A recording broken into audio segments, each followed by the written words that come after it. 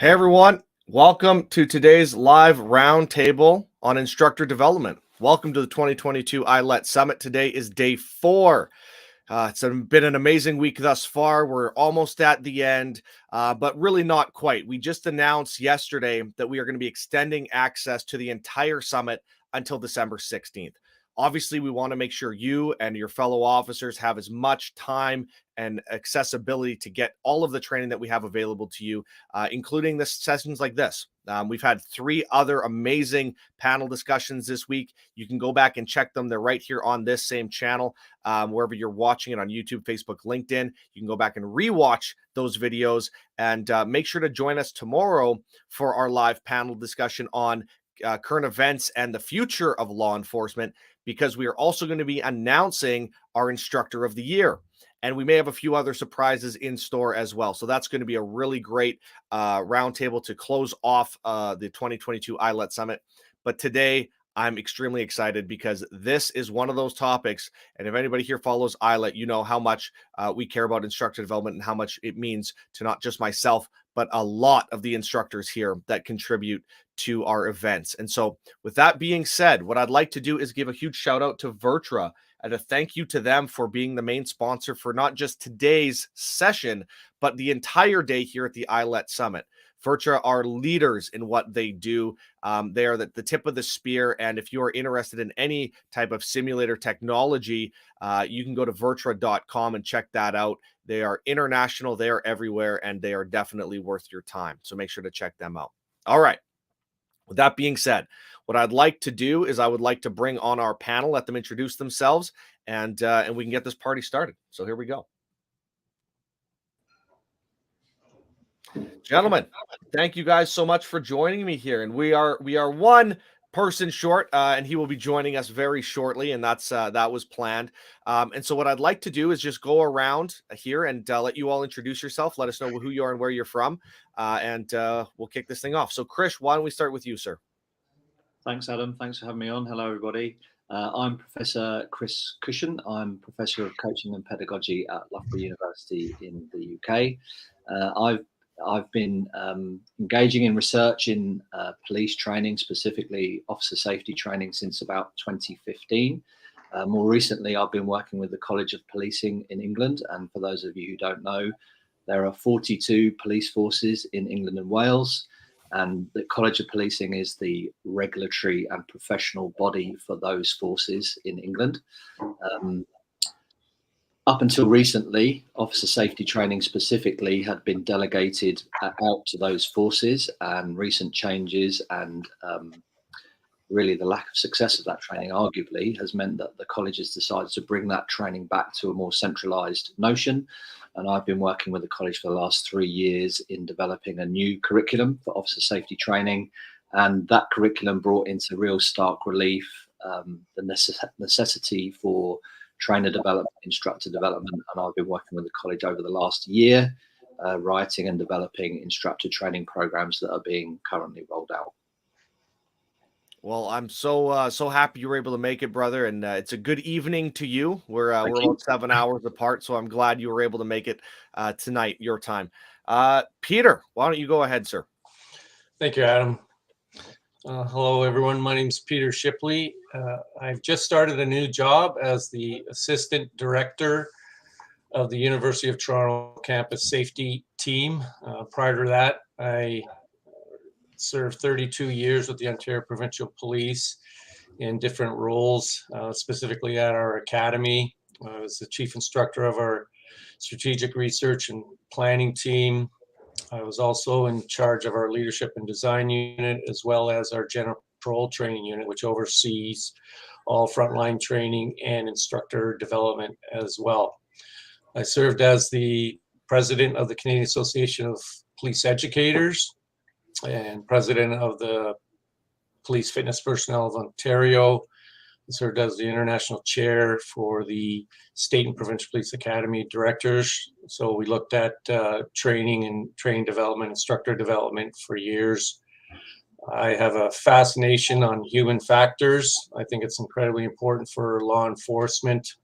And I did my master's on developing a simulation debriefing guide for instructors. So very passionate about instructor development and how it relates to officer decision-making processes. So I'm excited to be here.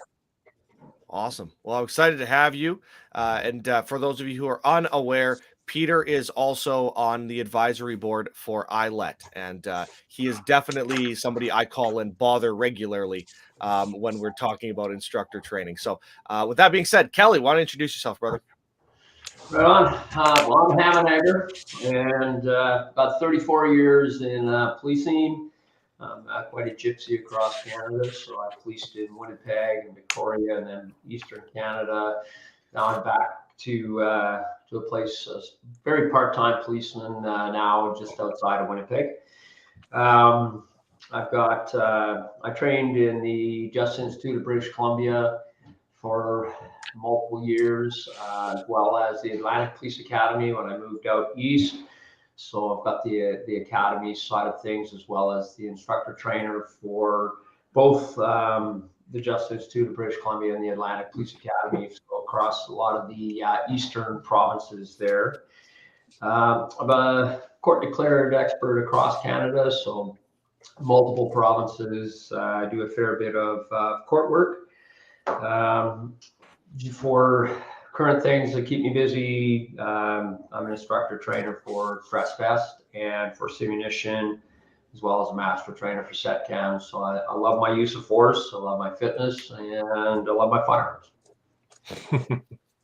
I love it. I love it. And there is going to be another panelist joining us. And for those of you who know ILET, you are familiar with Lon Bartel, who's the Director of Training and Curriculum for VirTra, which would round out our group. We have this. I think this is the first time we've ever had a panel that is majority Canadian. So that's a win. And all Commonwealth at the moment. So that's it's got to be a first here. But once we have Lon join us, we'll have the good old US of A involved. So for those of you in the chat, if you're wondering, don't worry, the USA will be involved in some way, shape, or form, as per always. Okay.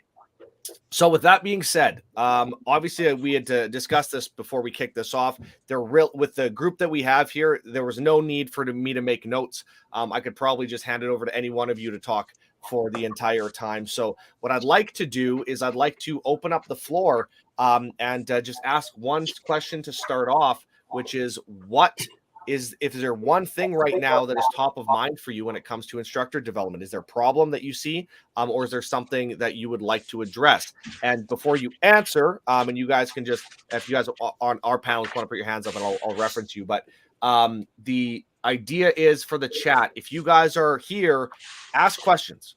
We are here for you. That is what we're doing here today. So if you have any questions about training, instructor development, academy training, adult learning, evidence-based practices, everybody here, except for myself, is experts and well-versed and can probably answer your question. And if they don't have the answer, I bet you we'll find a way to get it for you. So with my question, gentlemen, anywhere you guys want to start, anybody can kick it off. I'm happy to jump in, Adam, if that's Get after okay. If everyone's okay with that. So I think that's a really, really great question to start us off. And I think,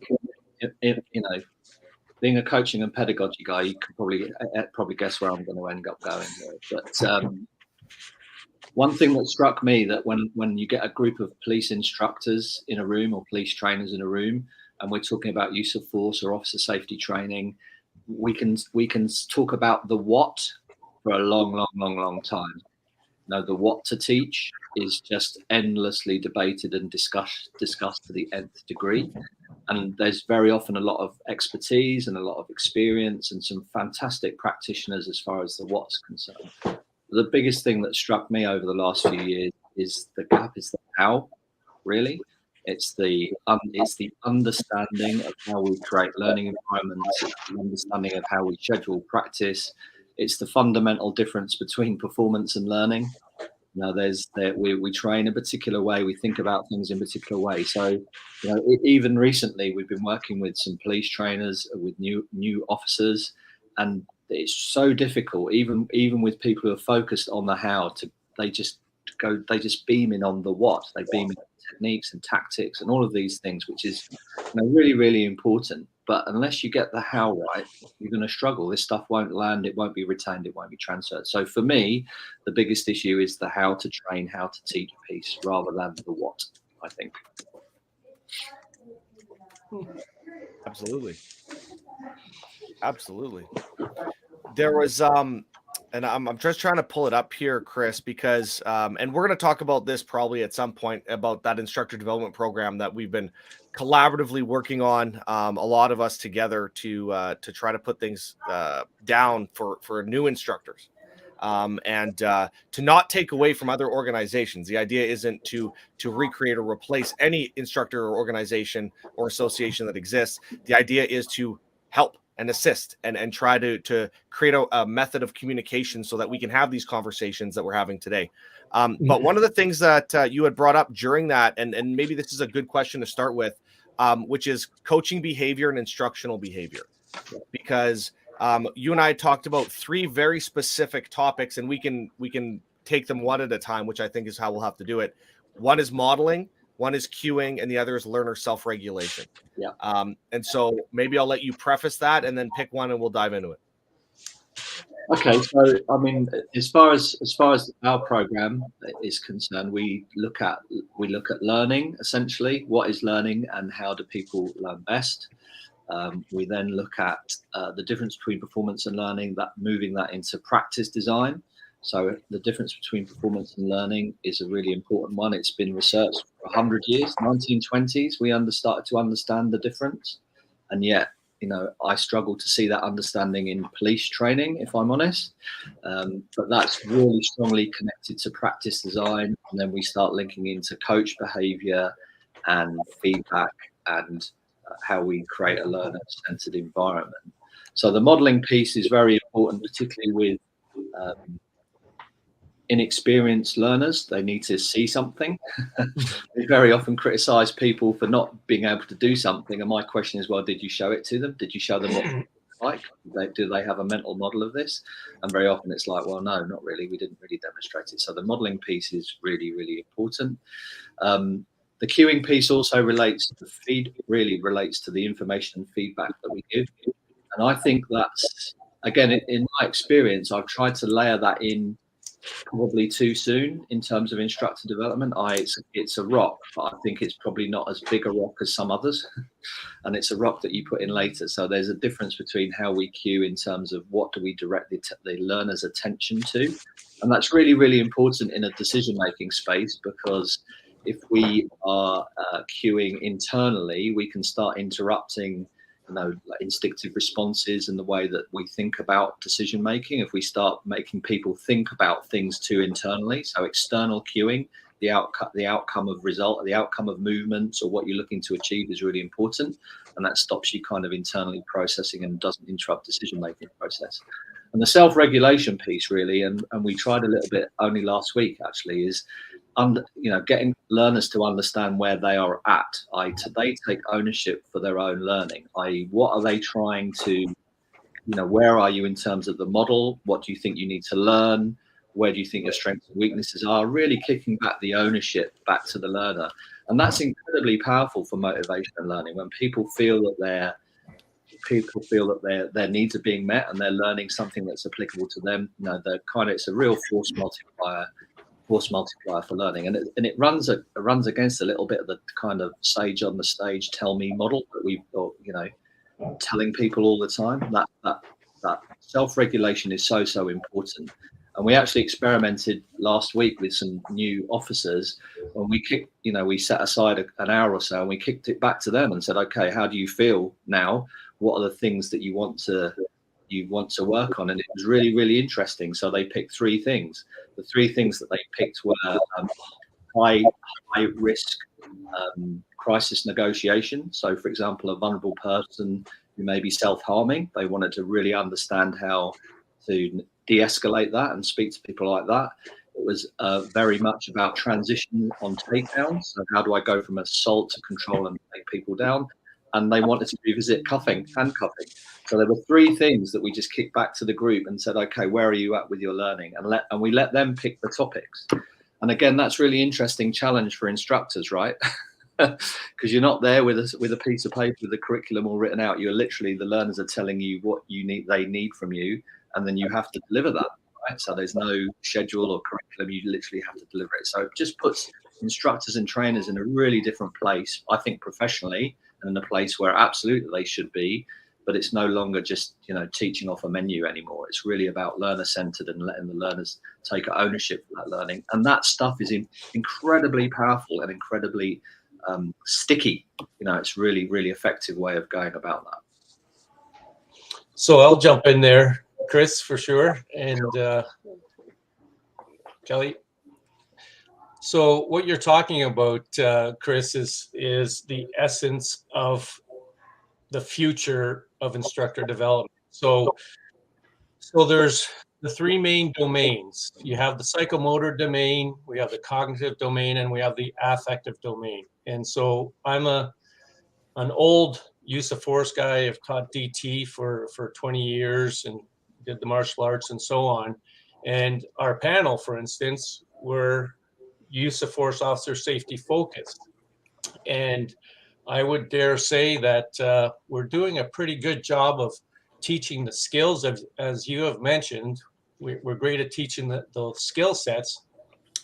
But for the future, I think we really have to focus on how the affective domain actually impacts how we train our instructors to facilitate learning. Because you can teach the skill sets, you can teach the techniques, but we know and you talked about the emotional regulation, the affective domain.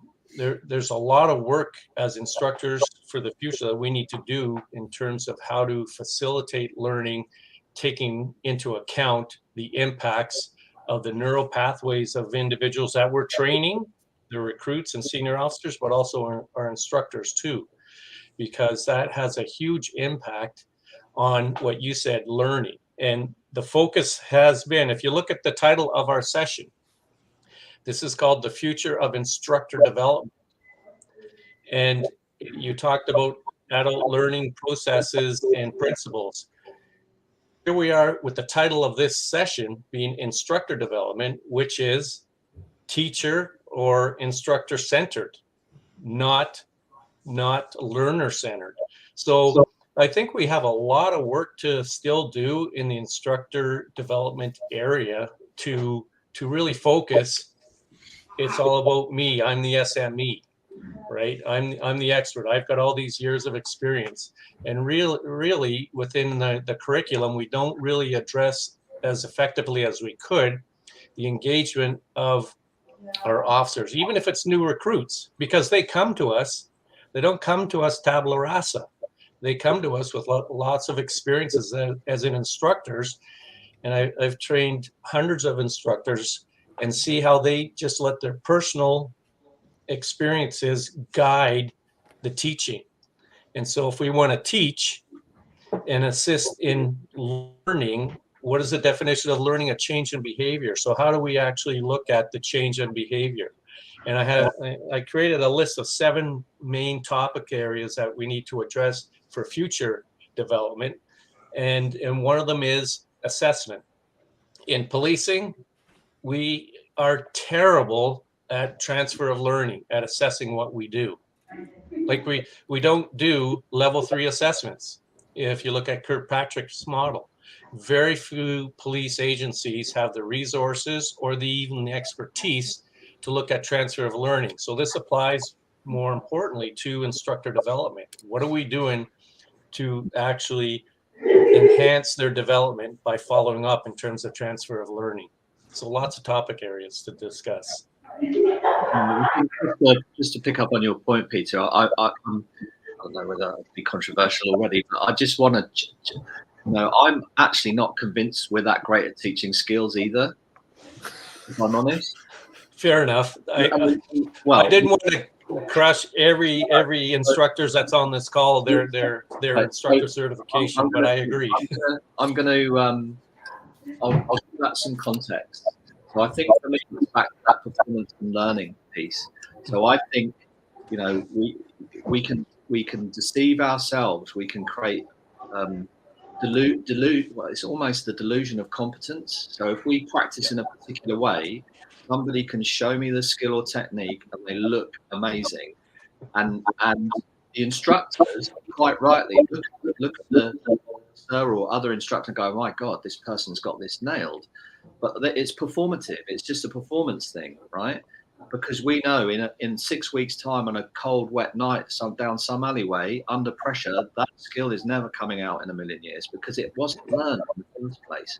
So I think there are powerful illusions of competence that are created in training rooms where we start to speak to well, actually, because this person has shown me this, and that's really a performative piece. It's not learning for me. It's not because it doesn't retain and it doesn't transfer. So I think arguably, we're really, really good at getting our officers to perform techniques. That's not necessarily that they've learned them, because it doesn't retain and transfer, right? You've hit it. You've nailed it, because if we look at the research, and Brown Eisler et al., they're one of the ones that connected this research, that 60 to 80% of all learning takes place outside the formal context. And so this really blows things up for all of the companies that have individual instructor certifications. And yeah, it's great for them individually, but has learning occurred? If most of the learning is occurring outside the formal context, and we do know that even 70% and higher actually occur, and I'll read the quote, is the tasks to perform the job actually occur on the job, doing the job. So this is where in my organization we rejigged some of the resources to focus more on the FTO, or coach officer in-field training, where really I taught our coach officer or field training officer course for years, and I told them in the first slide, it's instructors, coach officer instructor, because that's what they are. They're facilitators of learning, more importantly, in my estimation, than even at the academy or initial training. And to make sure that, okay, so for the future, how do we design training programs? Well, it relates to one of the first points I made about assessments and the transfer of learning occurring 4 to 6 months after. And how much follow-up do we do on our instructor programs? We don't, right? Because we're in that spinning wheel, that hamster wheel, and we're going on to the next group to train. But we need to follow up with these folks, because it's not being done, to your point, Chris. I agree. And I think as well, it's, part of this really is about the disaggregation of a lot of things. So if we think about verbal de-escalation, we think about surviving assault, we think about control, we think about restraint, we think about mechanical restraint, and all those things. Very often, these are disaggregated, and they make no sense. They're delivered in a sense that they're delivered in a way that makes sense to the instructor, arguably the curriculum, but they make no sense to the job. They make absolutely no sense to the job. So, I mean, I'm a massive advocate of scenario-based training, and I've got a way of understanding that. But it's essentially radio call to resolution. You snip that, and you drop it in the training room, and you train in the order that things happen. Right? So it's not disaggregated, it's not disconnected. And a really, really powerful piece for learning really is the connection of the learner to connect the understanding. So I understand when and why I need to do this. And as soon as that understanding is there, that's a really, really powerful force multiplier for learning. So I completely take your point around that outside of the formal space, and that needs to be reinforced. And there's certainly a coaching element. Again, I'm a professor of coaching. I'm going to say that, aren't I? I think it's, I think that the way that we structure practice in the training room, the fact that it doesn't look like, the training, the expression I use is, does this look and feel like policing? And if it doesn't look and feel like policing, the chances are that we're not going to hit much learning here. So, I mean, it may look neat and tidy, and, we're getting reps and all these things, ultimately meaningless to the officers because it makes no sense to them. And, again, that's a really, really important piece for retention and transfer. So I wrote a piece, just on cognitive apprenticeship. Oh, yeah. And that is what we're talking about in terms of scaffolding information to ensure that our instructors and facilitators know how to do that, and they don't know how to do that. That's something that needs to be developed. So guys, one of the things that I'd like to do here is I also want to, and by the way, Kelly, great shirt you're wearing. I want to point that out. One of the things I do want to do, you guys brought up a lot of points, and I want to be cautious. I know we're having a very high level discussion, but I also want to make sure that it's contextualized for if there's a new instructor watching this. I think some of the concepts that we're talking right now may be kind of going over their head, not for any fault of their own, but for pretty much for the exact reasons that you just described, which is ironic. But at the end of the day, I want to ask a question, and I want to pass over to Kelly, because I think a good starting point to contextualize this for everybody, you had brought this up, which was what constitutes the instructor? What type of training are they receiving? And this, and at what level do we say, hey, you're an instructor, you can go teach now? You brought up FTO. We've talked about academy. There's in-service instructors. There's out-of-scope third-party instructors. The standard, and I'll speak, and I'll let Kelly speak to the Canada, and Chris, you can speak to the United Kingdom. But in the United States and all of the work we've been doing lately and talking to post boards and everything, either states don't have really any regulation on what it constitutes an instructor outside of a 40-hour training block. They get their instructor certification, and they may never see instructor training again for the rest of their career. And so that is kind of where we're at. And so maybe, Kelly, I want to pass it down to you to talk about the starting point of instructors. Like when do we say somebody's qualified to be an instructor? Well, you know what, it actually varies in Canada from place to place, and as you would know, but the fact of the matter is, I think, you know, the accreditation now that's being required is assisting. So I think it keeps people asking questions. And I think, however, I think there's good and bads to everything. And the accreditation is excellent. And I think it's more along the teacher's line of things, like an educational teacher. But then on the flip side, when we talk about learner-centered, it can get away from learner-centered, because now we're talking about we're supposed to spend certain time frames on certain things, and some classes catch on to that a lot faster than others. And if we're held to those time frames, then it becomes a bit of a problem. I'd also, you know, say with the instructor development, I'd agree with personal experiences of the officers sometimes will dictate the trainers' techniques that they do versus I think, you know, we have so much wealth of camera footage now that we need to be watching that camera footage and seeing where we as instructors are falling down. Like, so why are they doing this instead of that? Or, you know, I even just go to the whole straight thing about handcuffing, and, you know, are we still teaching the handcuffing on a compliant person with, you know, hands up, turn around, spread your legs, do all this stuff, and then it never gets seen it never gets actually done on the street. So in 34 years, I've never seen that ever on the street, but we still continue to teach those things. So instructor development, I think a lot of times would come down to, let's watch what we're actually doing and then see what we can do to make things the way that it could go. And I like, you know, I love the apprenticeship thing, and I've been part of that even in the Justice Institute of British Columbia. When I first went there, I loved, you know, watching other people train and seeing what connected, what didn't. I think that's a huge thing versus, you know, there's a lot of departments still in Canada that once this person goes out of the training, the other person comes in and he starts basically all from new again, which is a killer. I think that's a recipe for disaster, and I think we need to have that more.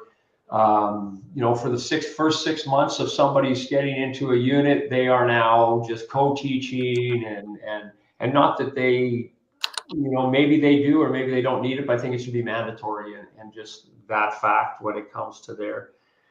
I have a lot of views on, you know, I think the biggest quality of an instructor is passion, and I think if that instructor has passion, he's going to want to develop himself. And I agree with the speakers here that, you know, when it comes to things that we can learn, there's some excellent new things out there. And I've heard one of your speakers, I think it was the first day, but talk about Make It Stick. And when I listen to Make It Stick, because I listen to my books, I don't read them, but you know, I loved it. I loved everything I heard in that thing. But, you know, some of them I was already doing anyways, because I knew it was working and I could see it working. And other things, you know, that I think that book helped me develop anyways. I guess that's my point of it. And so, but it was because of my passion to teach that I wanted to learn, and I wanted to figure that out. And I think, and that's, again, part of the biggest part of choosing an instructor and then developing what that instructor can do. I have a question for everybody. It's my belief that the fastest way to affect change in our industry is going to be through our instructor cadres, because it allows us to get direct access to as many officers as we can as quickly as possible. But the problem is, and I don't know what the percentage is, and I don't know if any of you are willing to throw a percentage out, but I really think that we really don't have that high quality of instructors as a majority. And that's a problem, because we spend so much time saying we need to train our officers. We need to train our officers. And we know we lose training because of budgetary concerns and all the socioeconomic bullshit that occurs when incidents happen. I've never once in any conversation on news media or anywhere said somebody say, you know what we need to do? We need to train our instructors better.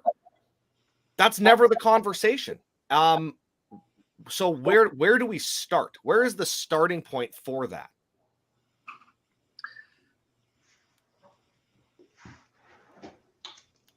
I'll jump in there, Chris. Go ahead. Jump in there.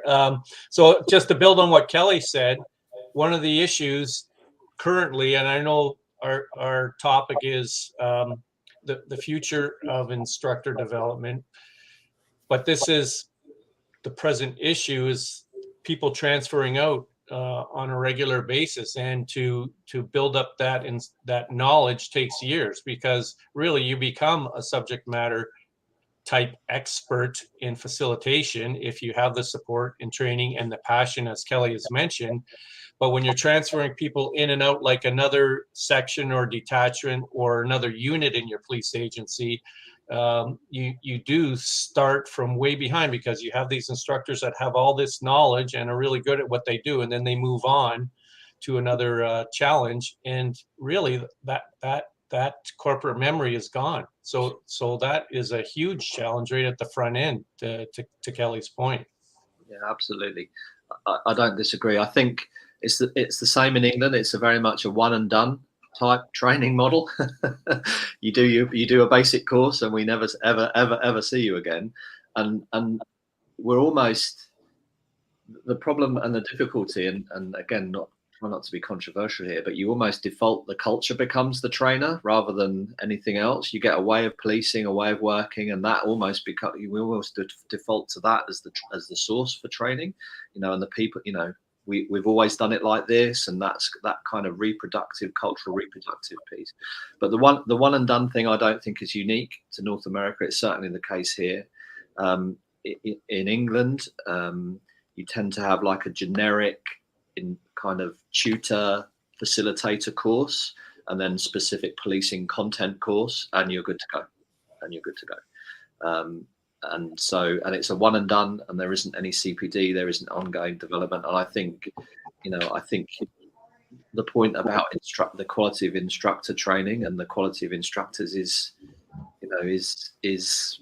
a really powerful one. It's a really powerful one. We're only as good as the instruction that we give. The officers are only good as the instruction that they give. So I think for me, it's been about trying to just ask challenging questions about the standards, about are we happy with that as a minimum? Can we kind of raise the tide? If we raise the tide, all the boats go up, kind of thing.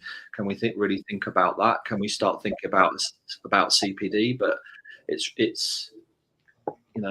very challenging when the culture is monolithic and glacial in its movement.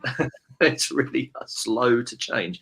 But that's not to say that there aren't, certainly with the College of Policing, there's a great team there, and they are wrestling with these things. They're absolutely wrestling with these things. So, it isn't necessarily all doom and gloom. But I think the point around the standard of training and trainers is really important. I mean, there's a little bit of an irony for me when I speak to trainers and instructors, when they complain that I see my officers every year and they rubbish every year, and the question is, well, who else is instructing them, man? There's only one reason why they're like that. You're the instructor, but it seems to be somebody else's fault. It's somebody else's fault. So I dare I say it, there's a little bit of a hubris amongst the trainer cadre, a little bit, about how good they are and how effective they are, and it's not their fault. We give them all the tools they need, and they go and mess it up out there. It's nothing to do with us. So I think some honest reflections about, what we're offering officers is really important and valuable. And for me, that's the first step to change, right? You need to recognize that there's an issue before you can start changing it. I mean, certainly in England, the initial brief for me from the College of Policing was rewrite the curriculum. Rewrite a curriculum, make it evidence informed and make it contemporary and all those things. Like, fine, but the assumption was, the variable was always going to be the trainers, the instructors. The assumption was we could just give them the new curriculum and they'd be able to do it. And that was a really big assumption. And I'm like, are you sure this workforce are going to be able to do this? Because this is a massive change. And like, yeah, no problem. We train them; they're really good. And we ended up circling back to a train the trainer program because they just couldn't do it. Essentially, they needed support and training and development to deliver the new curriculum. So I think you're right. It's a very understated, kind of not really talked about area that should be talked about more in police training, certainly. There's I want to ask Kelly, because we actually did a podcast. I'm going to link the podcast to this session after we're done. Kelly and I had the opportunity to go to Kelly's place. We did Kelly and I live close to each other. I don't know why we're not in the same room right now, which is something we were talking about before this. But we talked about this specifically, and the concept of the best players don't always make the best coaches. That's a sports analogy, but it's so true to fact when we talk about instructor development. And to your guys' points and the continuing education for instructors. I was just, as you were talking, I was trying to pull up some images for books, but even something as simple as, hey, you go through instructor school, you may be great at something, right? You're the best guy on the range, and they go, hey, we have a spot open for our firearms instructor. You want to come do that? And they go, sure. They go through their 40-hour course, and now they spend their time on the range. They may be extremely proficient or have a mastery of shooting, but that doesn't mean they understand how to take the information from their brain and put it into somebody else so that they can use it. That's the biggest problem. And there's some books here that I pulled up. Obviously, Daniel Kahneman, Thinking Fast, Thinking Slow, Training at the Speed of Life, Ken Murray. There's some more that, I have, let's see if I have, what do I got back here? So, Adam, what you're talking about there, my friend? Yeah. What you just talked about there is the point that I made earlier about the affective domain. So but you're using big words, Peter, and I don't understand what you're saying. Well, I just looked up the definition. Right? Okay, thank you. I appreciate it. The affective domain is your emotions, how we deal with our emotions, and so as an instructor, this is really, really important. When you're dealing with particularly new recruits nowadays, because a lot of things that they're impacted by, like many of us, are their emotions, and their emotions affect their decisions. So when you have an instructor or a firearms guy who's an expert shooter, but they can't teach worth crap because they either don't have that experience, or everybody should know this. Everybody should be this good. And I think we've all dealt with individuals who've come into our academies as instructors or as facilitators and say, how come this group doesn't know this stuff? How come they don't know? They should be at this level. Well, meanwhile, when they started, they weren't anywhere near that level as well. So there's a whole school of training that we've missed the boat on in terms of emotional intelligence for our instructors. We give it to our leaders for their leader training, but really you need it at the instructor level as well. Yeah, absolutely. I agree with that in regards to the best coaches portion of it, but I also think that, on the other side of the spectrum, you get a great teacher, but doesn't know what the hell he's teaching, and his stuff that he's teaching isn't any good. I think there's more danger in that than there is in the other side of it. But I 100% agree with you. If just because he's a good shooter doesn't make him a good coach. But I think that we have to, and also I just put it in my notes of, there are instructors that are definitely in the wrong job or aren't great instructors, but I think the vast majority of instructors that I cover are very good instructors, and I think that it's easy to look at this from the perspective of we need to We need to get better learning methods, which I'm not. I'm all for, and I'm open book when it comes to changing myself. But we also need that instructor to be. I think we get instructors now that haven't been on the street for years and years and years, and what they're teaching is just crap anyway. So sure, they learn it, but they're not using it on the street anyway. So it's great to learn something, but so you got to have that mesh of the two. So instructor development, yes, but that instructor development, I think sometimes needs to be that instructor gets out on the street and works for a few weeks, or at least does a ride along or do something, so that to make sure that the things that are being taught appropriately are actually being used. And again, I say, because of the cameras, the BSing of somebody saying, well, this works on the street is over. And if we were going to be doing whatever all of us, or not all of us, but the instructors say, well, this works, now is the time that you can't just say that, prove it. Absolutely. And I think that, I mean, to the CPD point, or the continuing professional development, in my experience in the last few years, the CPD tends to be focused on the what. So it's a new system, or a new technique, or a new way of doing this, or a new way of doing that, which is, of course, you need to keep on top of developments, and you need to keep that ticking over. But that's not our problem. We've got techniques and skills coming up the wazoo. We don't need them. What we need to do is the how-to piece is so important, and there's just no, there isn't any CPD that looks at that really, and keeps evolving skills and in developing people's delivery as an instructor. And I think you're absolutely right, Kelly. I think that content knowledge piece is so important. You need to have really good content knowledge, and certainly, if you're gonna it's to have more learner-centered training, to pass more of the ownership to the learner. They're going to ask different questions of the instructor, and the instructor needs to know their stuff. Otherwise, they can't respond to it in an appropriate way. So that content knowledge is absolutely important, but also the how-to piece is crucial for me.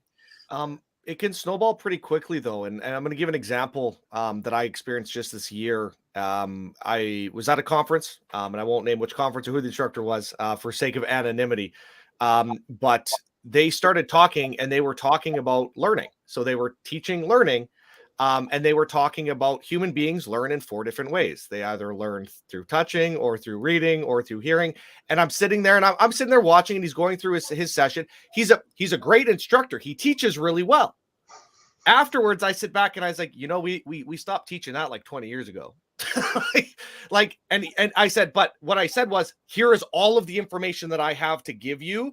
Go and take a look at this, right? And then we've been talking a lot. I passed them off to guys like Mike Masengo with For Science, and hey, go talk to these guys. But you don't know what you don't know. Correct. Right? And we talk about the instructor development component.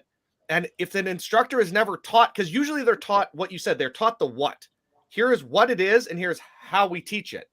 They don't understand why we teach it, or they don't understand how to transfer the knowledge correctly. And that's the big piece. If I look at instructor programs everywhere, including like FLETC and other places, we don't talk about adult learning.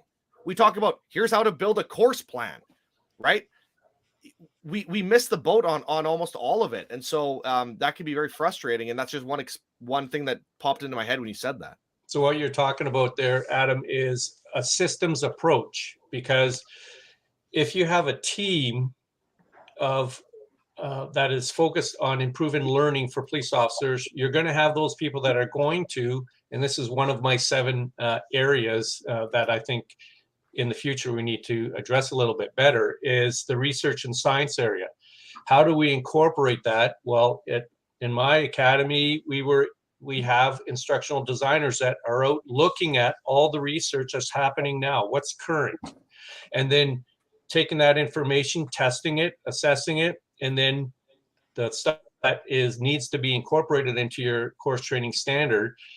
They do that because that's their expertise. An instructor doesn't necessarily do that. However, in some agencies in the US and across other countries as well, the instructor is the researcher, the course designer, the assessor, and the deliverer as well. And they have these multiple roles, which you're not going to be able to do that effectively at all if there's not some form of system in place that addresses those gaps, to your point. Absolutely. Chris, before you Yep. go off, Yep. I want to introduce to the stream Lon Bartel, Director of Training Curriculum for VirTra. For those of you who know ILET, I mean, familiar face. Before I forget, because you just jumped on, I'm going to take the chance to talk about this. We're talking about the instructor training piece, and finding a way to be a better instructor. I want to have a chance to mention this later, but I'm wearing the shirt, the ILETA shirt. The ILETA conference is coming up in March in St. Louis. And so if you are an instructor, you are in law enforcement, this is a great resource to be amongst peers and peers that are there to learn. It is a crazy environment. And if you've never been there, it's kind of hard to explain. So you kind of just have to come and check it out. So just an option. Lon, welcome to the show, brother. What's going on, my friend? How are you? I'm alive. That's good. You missed all of the high level conversation, so you're coming in at a perfect time. Well, perfect. Then I don't have to think too hard. Chris, go ahead with your thought there, brother. Before you killed me, mate. I can't remember what I was going to say. Unbelievable. You totally torpedoed me with that one. I can't remember. I've lost my train of thought totally. Good to know. Well, anybody jump in. I'm trying to do 16 different things at once, so please feel free to share your thoughts. Where were we at? I'm trying to pick the thread up again. I think I was mentioning the research and science component right. to integrate a more systems approach. Yes, I'm back. The thread's right. back. Yeah, so I mean, I'm ex-military, but that was a long time ago. So I feel incredibly privileged actually to be working with the College of Policing as an outsider, essentially. And I think it's all credit to them for recognizing that the expertise isn't in the room, and they maybe need to look in other places for it. I mean, it has been challenging, I have to say, when you don't work in law enforcement and you're speaking to those folks at times, because there's issues around credibility for whatever reason. I totally get that, but I think it's quite a brave decision, isn't it, to look outside of the problem. You know what? We've got all the answers in here. Maybe we need to draw some knowledge in from outside. So I think that for me, that's always on the table, isn't it? If the expertise is out there, you want to go and look for it and bring it in and help you support your work. So it doesn't necessarily, I don't expect the College of Policing folks to be on top of all of the research all of the time, because that's what they got me for. Speaking of outsiders, another person joining us, Carrie Avery, out of Calgary. So again, we're keeping the Canadian thing rolling here. Now we have 4 Canadians. Yeah, it's Edmonton. Don't get that wrong. Edmonton. Sorry. Oh, well. So anyway, Carrie, you give the 30 seconds who you are. Well, that's quick. This all happened very much on the fly. So yeah, I did. Carrie, you made a comment in the chat, and rather than me ask you in the chat, it's easier just to have you here. All right. So I own and run Odin Training Solutions. I'm a training consultant. I have a master's in education. I've been designing training programs for 20 years, online classroom, and I've been working solely with law enforcement for 13 years. In Canada, US, I work with a bunch of agencies. Internationally with ICITAP, I've done advising for Central America, and I've been working with the police in Ukraine for the last 4 years. Awesome. And I can't bring it up yet because we're announcing it tomorrow, but training in Ukraine is something, if you're interested in that information, maybe join us tomorrow.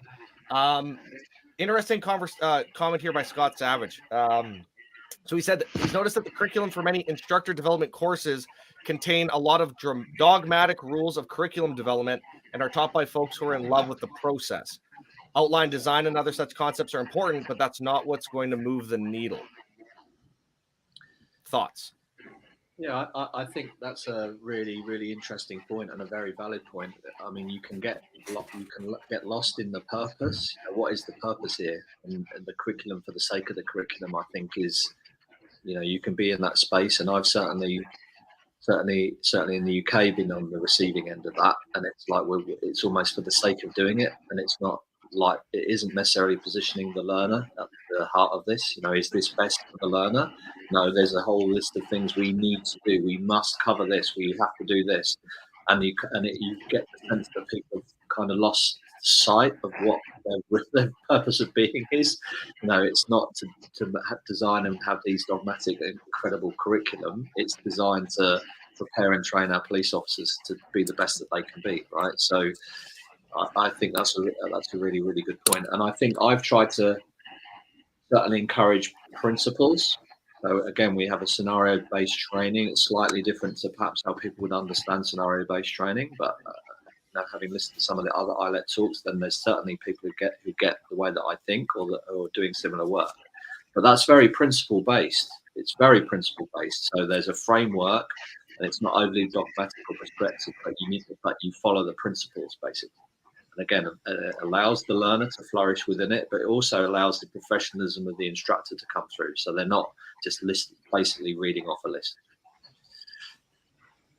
Can I Well, disagree? Adam, You would. This is why you brought me in. Sorry, Kelly, go ahead. I'm just saying that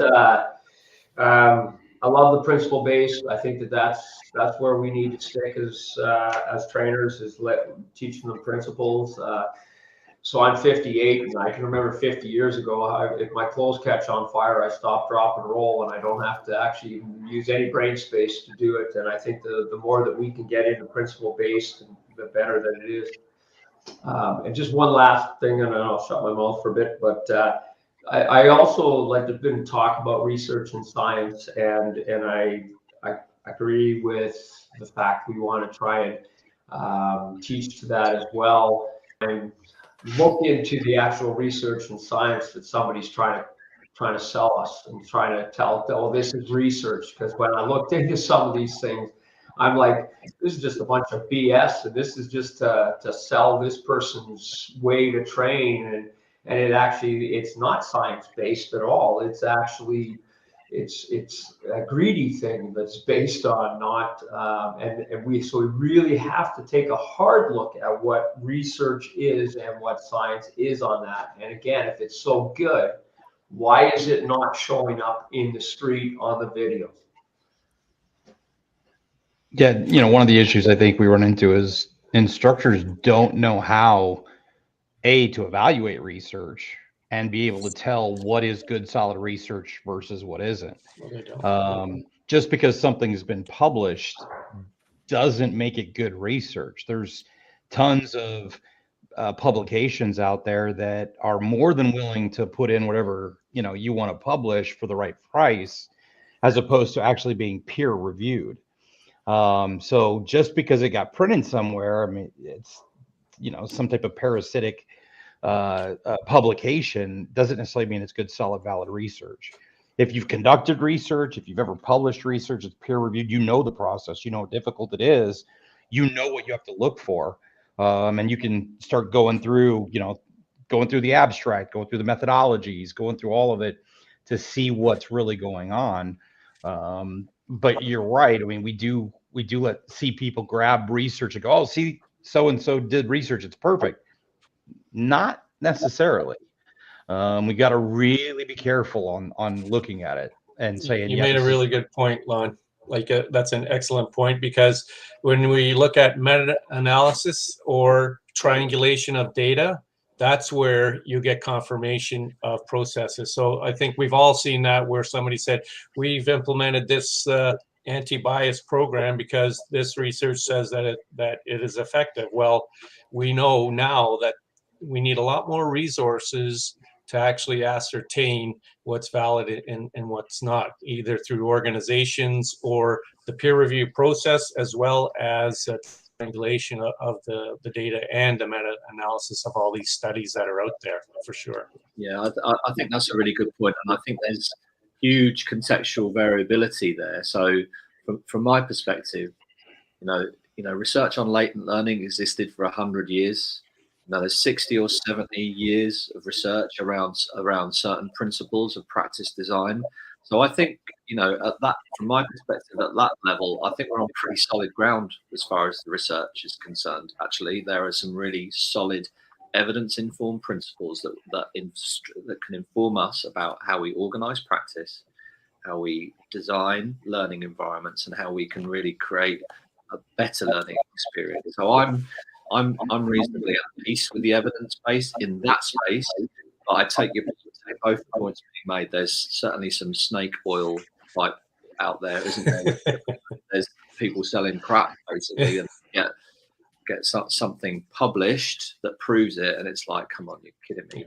And how would you know? How would you know if you've not, got through any kind of process to be able to filter that? So, yeah, I totally agree. It's there's certainly thin ice in certain aspects of it, but I think in the learning space, I think we're on pretty firm ground with the evidence. There's in some of this space, there's literally mountains of it that says these principles are solid and you can work with them. I want to hear Carrie now. Carrie, I interrupted you there earlier, sorry, and you were going to make a comment to I was going to disagree with Scott. Well, I guess because I teach instructor development, so and there is so much shitty police training because there is no foundation, because it's not there's no actual curriculum design underneath it. They didn't figure out. I know people, and now they're debating about learning objectives, but they didn't actually sit at the beginning and figure out what exactly do we need them to do at the end. Like, what's our end game here? And then work backwards and create the curriculum to do it. So like, we teach instructional design for a reason. Even if you're only an instructor, you still need to understand how we developed that course, why we put those exercises in, why we created scenarios, why we have rubrics set up the way they are. And there's just so many instructors and so much out there that just doesn't have a solid foundation. I don't know. I can't even say how many times I've asked, can I see your training? And it's a PowerPoint with no speaker's notes. And that's it. That's what they're considering training. So I guess from my side, I'm always going to fight for the foundation of actually sitting and writing the curriculum, even though it's the crap part of it. And it's boring and it's tough, but it lays the yellow brick road for good training. I think there's multiple points in there, though, Carrie. So you're right. You have to have a foundation. You have to have a roadmap. You should be able to establish all your performance objectives. But and I'm going to agree with you 100%, there's some horrible training out there. But the difference between explicit information and implicit tasks, teaching people how to do versus how they gather knowledge, right? That do component and how we set that up is a critical aspect that I think is still being missed by most proficiency skills instructors, firearms, defensive tactics, things like that. And you have to have those lesson plans in place, but you also have to have that foundation of understanding that type of learning. And I come from a sports training background before this whole COP thing. So working with athletes was my norm. And how you develop those skills and how you develop that, I'll call it game intelligence, the ability to, make decisions in that pressured environment, and those decisions are tied into those key skills. That's the part that's still, I think, big time missing.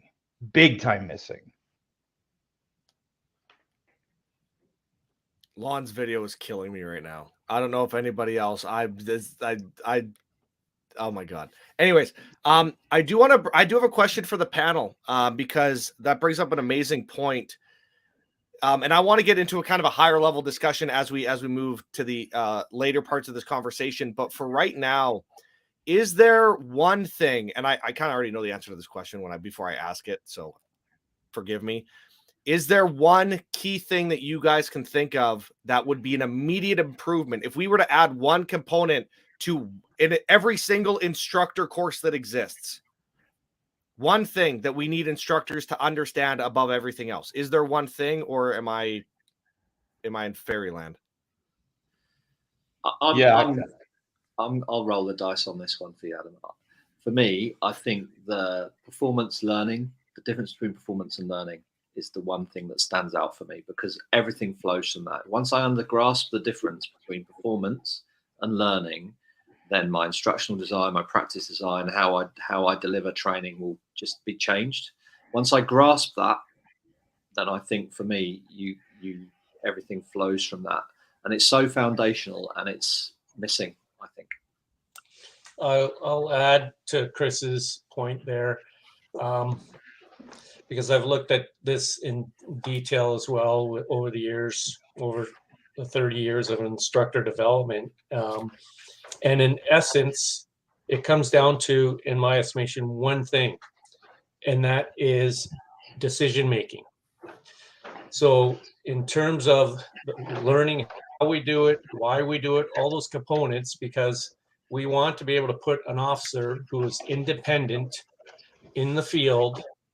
Yes, they can work collaboratively with teams and partners and all that, but they have to have the ability to make effective decisions. So in my estimation, everything is actually resonates from that one point: how we design the courses, how we use science on human factors, right? How we develop FTOs and select FTOs. It's the decision-making component which is added to Chris's component as well, right? The difference between performance and learning, that's key. Because again, when we've talked about it, somebody can perform well in a practice, but in a game on the road, like you said, Chris, I don't know how many times I've taught the arm bar, and it doesn't work. It doesn't work like you train, like they have in the package, right? You have to be able to overcome, improvise, and adapt to when somebody is resisting. And the only way you can do that is by going through those. You can't do it online. You can't do it by somebody teaching you and you're practicing it only with low levels of resistance. So it comes down to the decision making. So I want to throw a question over to Kelly, because he and I had this conversation, but to both of your points, here would be my question. How do we teach the instructor to know how to do that correctly? Because what the conversation, and I know the one that Kelly and I had, especially when it comes to running scenarios and scenario-based training, we have a lot of instructors who think they know how to run a scenario, and they do it completely wrong. And so every single, it's like fruit of the poison tree, right? Everything that comes from it, because they don't understand how to do it correctly in the first place. It doesn't even matter if the training was of high quality and the actual end training component was built correctly. If the foundation behind it is wrong, everything that comes from that is going to be a big mistake. So Kelly, I'll let you jump in on that. Yeah, I agree with Peter 100%. The bottom line is it's a decision making that is our ultimate goal. That decision making is reasonable, proportionate, and lawful. So however we came to teach that person to there, which I understand, there's very different manners in which we do it, and some are research, some are science-based. Ultimately, that's our goal. So, and I think you're right when there are people in reality-based training, which is really the only way to do a true assessment, because Peter's talking about doing arm bars. Well, I agree that means absolutely nothing when we're in the gym, and it doesn't make any difference if you know how to escape from the mount in the gym. It's all about the assessment process once you now put them through the reality, which is, going back to lawn teaching, athletes. I mean, they ultimately get graded on when they're competing, in the scrimmage or whatever it is for the trials, and there's no difference for policing then.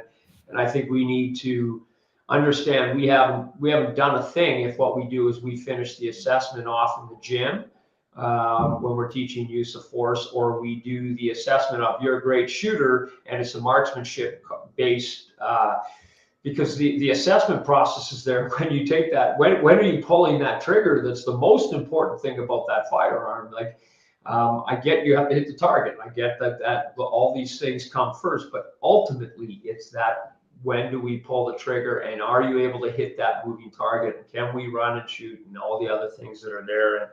And that assessment process is the critical component.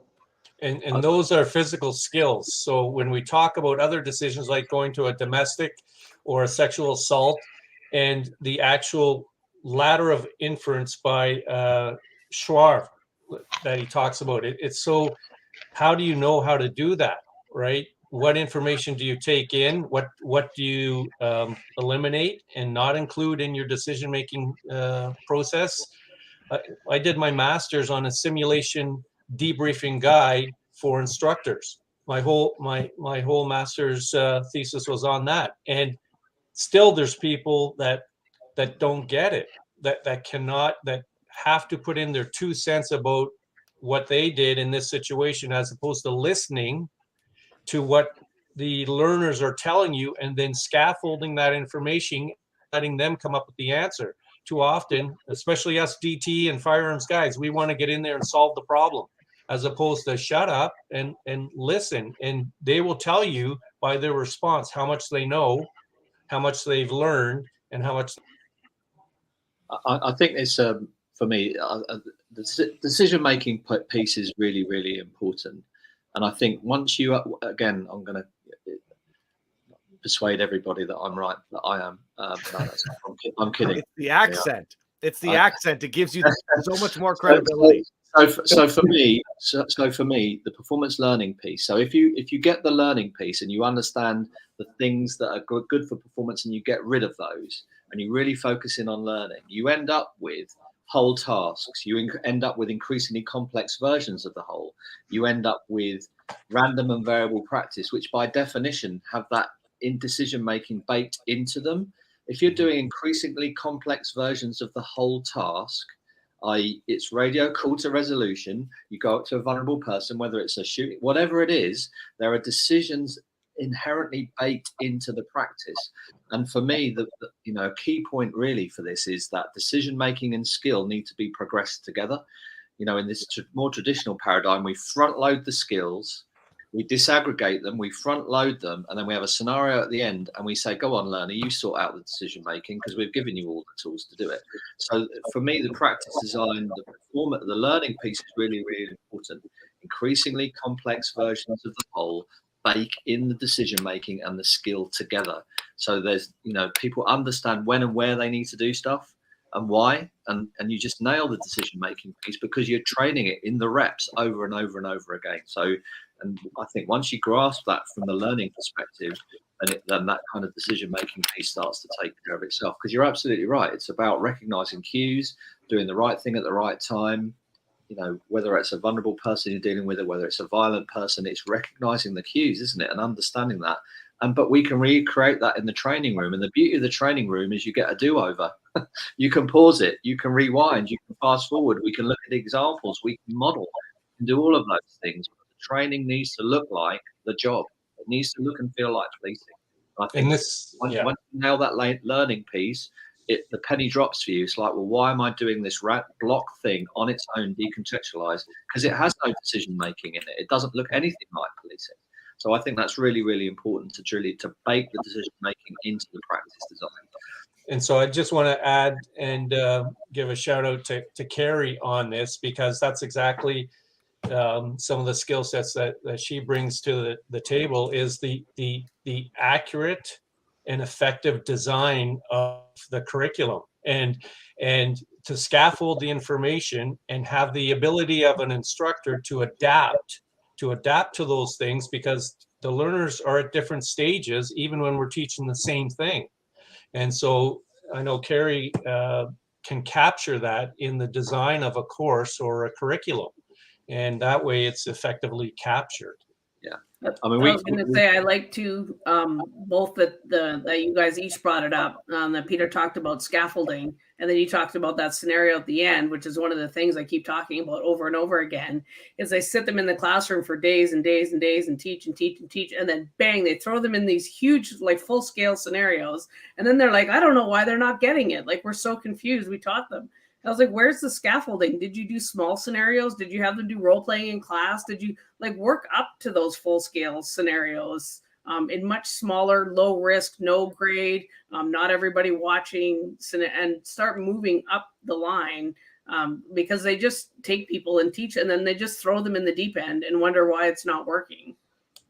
And it's usually at full speed, high tempo, everything. So you go from 0 miles an hour to 100 miles an hour and wonder why the learners don't get it, can't do it.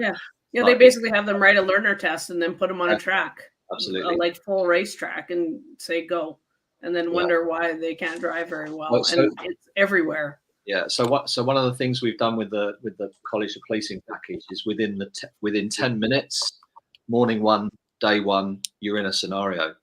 It's stripped down, so the cognitive load is stripped down, but you're walking through and you're doing reps and you're just layering it up each time. And we've also encouraged the folks to get rid of PowerPoints completely. So at this point, you know, on a stop and search in England, whether you cuff somebody on a stop and search is really controversial in England, really controversial. So they could be a verbally resistant but compliant suspect or subject, and they come to the point where the officer decides to handcuff. And it's like, well, let's pause there. Let's segue to the law here. Is this justified? And it's not a PowerPoint about the law. It's very practical. It's a really, the resources are there, and it's talked through in the moment, just like it would be on the street. This person has to make a decision. They're not carrying law manuals with them. They need to make a decision about whether this is lawful. So you just recreate the training to make it look that way and feel that way. You can't run to the internet and hang on a minute. Everyone just freeze while I just check whether I'm legally allowed to do this, or I go look at a PowerPoint. No, the officer needs to make the decision, weigh up what's happening in front of them, and draw on their knowledge and experience in the moment. And that's all replicable in the training space. It's all replicable in the training space, and that's kind of where we're going with the work with the college, is to try and make it look like that. I mean, it's. And the idea is that they aren't going to get it right the first time. Like they're not. That's the idea. Like people they think that they need perfection. They don't. When you run that first scenario 10 minutes in, you are going to mess it up. You're going to make wrong decisions. That's where all the learning takes place. Correct. And it gives you an opportunity then to differentiate the learning, to coach learners, to work out who needs what. It just, it just opens it all up to develop better training experiences and better satisfaction for the officers.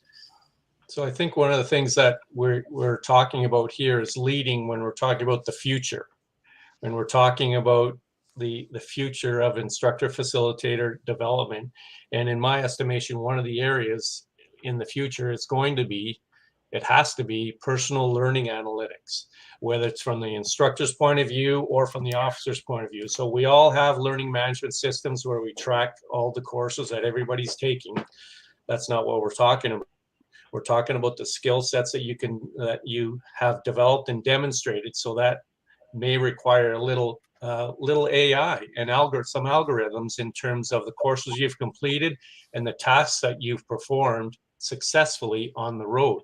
So when we link those two things together, you're going to get a personal overview of somebody's skill set, successful skill set, and then you'll be able to identify specific gaps. So that is future, and that's some of I believe that we're going in that direction, because some of the work in that area is already being done, particularly obviously with micro credentials as well.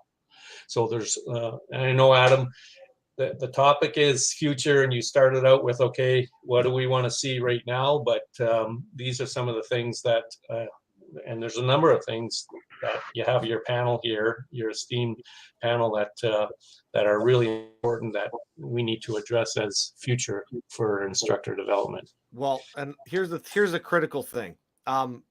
Trying to fit this conversation into 2 hours was an impossible task to begin with. We all knew that jumping in. But the point is, and I think just from judging by some of the comments in here, people are really starting to get like, you could take any one of the topics that's been brought up and go spend 6 months on it. There's so much there, but the beautiful thing about what we're trying to do here is hopefully the people watching this don't have to go do that, because now they have access to you folks. The thing is, this is something I had to learn early on. Because this was not me originally. I thought I knew everything, which, looking back on me now, when I first became an instructor, I would have never let me teach. But you don't know that, right? And so if you can find somebody who knows more than you, use that resource, right? There's going to be somebody who can assist you through these difficult, complex things, and reach out and find them and learn and be willing to learn. That's the other thing. I think for especially some instructors, it's difficult to take, hey, I've been doing this for 20 years. Why are you telling me to do it differently? And that's a pretty big constant in this industry, if I'm being honest. I think to that point, Adam, an expression that I use, I'd like to say it's mine. I don't know whose it was, actually. I can't give them due credit. But an expression I find myself using a lot is, we respect the past, but we don't live in it. You know, it's not a criticism. Everyone at a given moment in time is doing the best they can, but the world moves on, knowledge moves on, information moves on. Now, the way that we develop things moves on. So absolutely respect the past, but we can't live in it. We need to move forwards with this stuff. Okay, I'll give you a quote then, since we're doing quotes, Chris. And it's by John Wooden. Oh, Coach Wooden, yeah. Okay. Yeah, John Wooden's, love his quote. It goes, "It's what you learn after you know it all that counts." Good, great. And which is true, right? Like, all of us here are lifelong learners, as are our listeners as well, because that's why they've tuned in. And it really is. Once you think you know it all, you're done. You're done. Some of us have a lot more life left than others, though, Pete. Thanks for reminding me. Thanks. That really hurt. I got when you tee it up for me, I have to take it. You know, one thing I'll add into the instructor development is embedding. Like, so this talks to the scaffolding and everything else, but embedding, like right now, de-escalations embedded into like the principle-based control tactics courses, and really starting to concentrate on how we can arrange the curriculum so that we're punching in as many of those small little easy things as we can. And it starts even with, you know, forget the rep count of 10 baton strikes, but the person shows pre-assaultive cues, goes towards the person. Now they're recognizing subject behavior. If maybe we give them some cover that they can get to, so that we're starting to do these very, very micro scenarios and punch them into as many mundane tasks as we possibly can. And I'm trying to really build out programs that are incorporating far more than just the. I think it's been helping to get to that end game faster and get to that decision making faster. So when we talk about research and science, I don't know how much there is for embedding, but I think it's. If anybody's got some, send it my way. But because I really feel that is the future. So when Adam, you said, what would we do for the instructor? That is one thing that I think is a game changer for me right now anyways, is changing from the whole mat work that I've done before and then switching to embedded other scenarios, or embedded, we're interleaving and embedded, and working both those two things into the training. I know a lot of agencies, I know ours we spend a lot of time on doing that. And again, back to putting Carrie on the pedestal there, that's with the curriculum design, because that the scaffolding part, but the embedding and integration. So when you take a topic and in a totally different area, and then you refer back, right? You reference it, then how the brain works. We know how the brain works. It goes back and say, oh yeah, I remember that 3 days ago, that session 3 days ago. Oh, this is where it fits. Okay, I get it. And then now you're reinforcing those myelin sheaths a little bit stronger in terms of how you're branching the decision-making process for new members. I think we've all participated in those courses where the subject area was all blocks and there was no integration of the information at all. And to your point, Chris, earlier, in our sex assault course, guess what we did? We actually did a sex assault investigation from A to Z.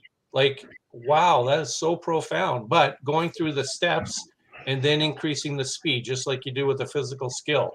But we don't do it that well in the cognitive component, or again, back to the affective domain of how we actually train our instructors to address that because they don't have the skill sets to do that. But that's an area of development for sure.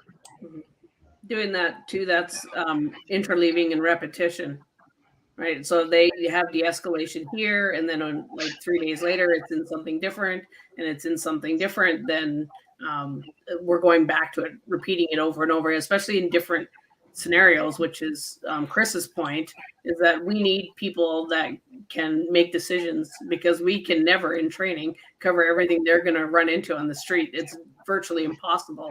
So we need to teach them to be flexible and figure out how to this information applies in a myriad of situations. Well, I don't want to stroke VirTra and Lon there, but you know, Well, some of you what kind of show are we running here? are old enough. Family friendly. I know, but the old FATS machines, if you remember the old FATS machines, they were designed shoot, don't shoot. And then somebody figured it out. Well, wait a minute. Every call we go to, it's not a shoot or don't shoot. Yes, every call is a gun call because you have your gun with you. But somebody came up with the idea, say, maybe the simulators, we should do something different where there's more options. Wow, right? But at the time, it was fantastic. When that machine came out, it was a new toy, and it really helped with decision making and sped up processes. But now we have products like VirTra, and just because our agency bought a VirTra doesn't mean it's the one to go to, but it's pretty effective. Sure it is. Absolutely it is. It's a great instructional tool, and all the resources you guys are putting behind it are phenomenal. Yeah, and one of the big things is, right, FATS, firearms training simulator, the entire premise on its build, how instructors used it, everything else. And what we started really looking at, it goes, yep, this is a decision-making trainer. You use skills with it, but it starts in the decision-making domain first and foremost. Decision-making, love it. Yeah, I mean, it is. It's a decision-making trainer. It's a decision on, do I need my firearm, how to use it, but do I need to go to OC? Do I need to unask the area, tactical retreat? Do I need to get additional support? Do I? What are these things that I need to be thinking about? And it changes that paradigm from being kind of that old school behavior skills training and into decision skills training. And Force Science has got their methods of instruction class, and they really have been pushing the concept of see, plan, do, which is how we train athletes now, right? See, you can call it scan, you can call it see, but see, plan, do. I've always said that experts, the difference between experts and your novices, your experts know where to look, see, and how to interpret the information, and then how to carry it out. And being able to teach people where they should be paying attention is critical. I mean, that's the foundational aspect. And then how to interpret that information, and then what to do with it. And that's where those decision-making opportunities come. But you got to treat it more as a clinical skill. And Dr. Lewinsky talks about this all the time, right? Treating law enforcement as officers as clinicians. And how do you make good decisions? Go make a bunch of decisions, and then be able to pick them apart. And how do I do that effectively and efficiently in a safe manner where my decisions cost me nothing other than, a little education and time. So that's, one of the beauties of any type of scenario-based training. And I am blessed to get, I work and I've worked for VirTra for a while, and we are the cream of the crop. And I've done a ton of work teaching for the largest force-on-force manufacturer out there as well. I've done that for the last 12 years. So I've seen all aspects of scenario-based training, and that's the beauty of it. It's not about the tool. It's not about what's in their hand. It's really what's between their ears. And can you give them those opportunities to exercise that over and over and over again with the ability to then glean all the lessons that they get from it? Yeah. I mean, I think that's a really important point, and to Kelly and to Kerry's point, actually. So what we've tried to do in England is so ground up, look at body worn, look at the officer's experience. So what are the key situations you find yourself in where that causes you problems? So we've ended up with 6 core scenarios, and within that, and it goes to their use of force kind of guidance, but there's 6 levels.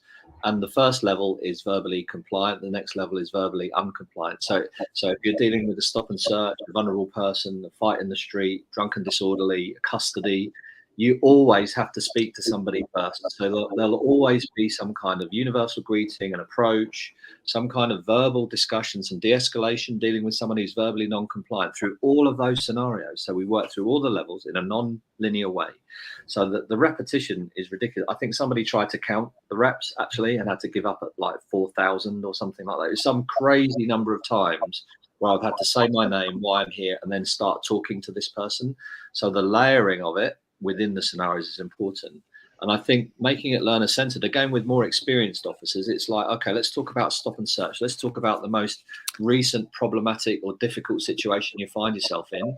It's right, fine, let's do it. Let's work through that in the scenario. And they're like, oh, right, you're going to help me with this. It's like, yeah, we are. We can insert, we can branch that off within this scenario and recreate it. And with the expertise in the group, the officers and the instructors, we can work through some solutions for you. So next time, you've got some tools in the box. It's not going to be a surprise to you. So I think the ground up piece, working out the spaces for conflict that cause problems, to help you design scenarios. You get levels and layers within it. So you get the repetition, but also drawing on the experience in the room and say, okay, let's talk about, the most slippery person you had to deal with on a stop and search. He wasn't violent, but just could talk, were just nasty verbally, essentially.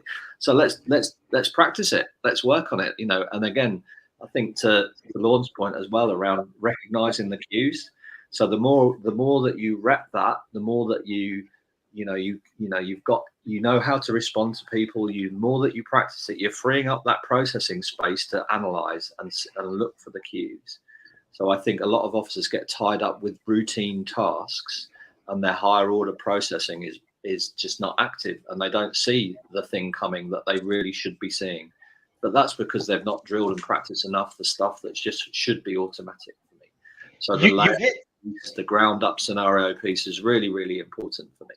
You hit an important point, and I don't want you to gleam over it because it's so critical. And this is one of my pet peeves.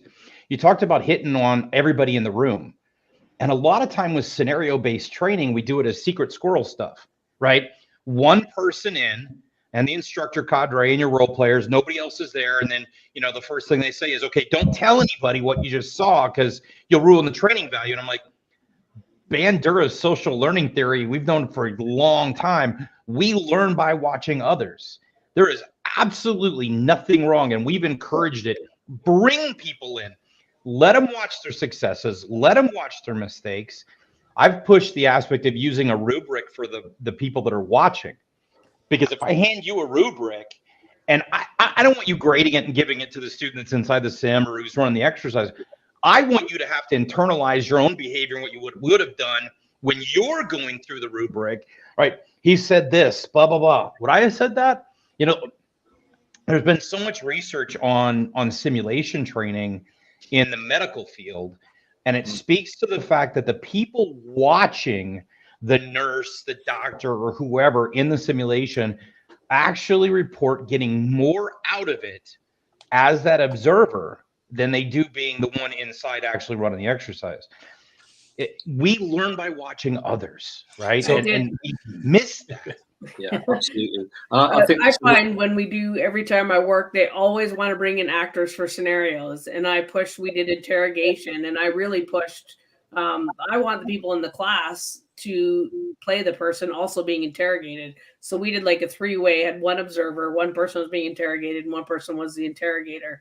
And the feedback we got, even from the person who was being interrogated, they were saying, oh, when you said this, I actually wanted to confess to doing this crime that I didn't actually do in the scenario. So they were seeing like how they were affected by what was being said to them in the interrogation. And then, so they all had like a 3-way discussion, and all of them said they learned so much from being on the other side of the table. But I really had to fight to convince them not to use actors because I was a lifeguard originally, and we could fail for being a bad victim in our scenarios in lifeguard training, because we had to know, what does an injured swimmer look like? What does a non-swimmer look like? That was part of our job, was to know the difference. And so we had to be able to portray that. And in policing, like, they're just very attached to actors, and there is advantages to having people they don't know. But we also miss the training value of having them be on the other side, having them be the one that's being arrested or be in the confrontation during the training scenarios. So if you look at instructor courses, Carrie, like you will have instructor courses that an instructor or instructors will teach all week, and they won't engage the students. Like, I'm not talking about them doing a presentation. I'm talking about them to do exactly what you did. And obviously we know this, how to do this. You give all the students a component of evaluation of how to evaluate that instructor, because they're evaluating themselves as well. And they may not know that. And then you bring it all together at the end. So they're assessing, their lesson plan, how they're delivering it, their word whiskers, if they're doing that, their presence, their ums, their ahs, all those things. And that's reinforcing the learning. And that's what we need to continue to do with good, well-developed instructor training programs. I mean, what we've tried to do, and I think we can get hung up on, I love a rubric, but I think we can get a little bit hung up on them. So we've been thinking about almost like scenario appreciation. Do you actually understand what's happening?